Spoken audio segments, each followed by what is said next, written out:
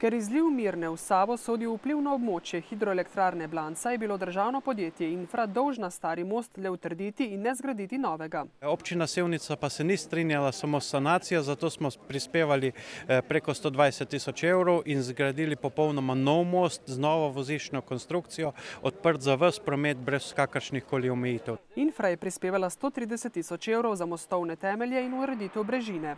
Bom rekel, da je en tak vzorčni primer sodelovanja med občino in našim podjetjem, torej med državo, v smislu pridobivanja kvalitetnega infrastrukturnega objekta, ki bo služil javnemu interesu tukaj v Dolenjem Boštanju. Z množično udeležbo na slovesnosti so krajani izkazali hvaležnost za nov most. Je lepši, boljši, ker tisti prej je bil lesen in če je bila tako poplava, je bilo ful hudo in zdaj je ful lepo in mislim, da so to res ful dobro naredili.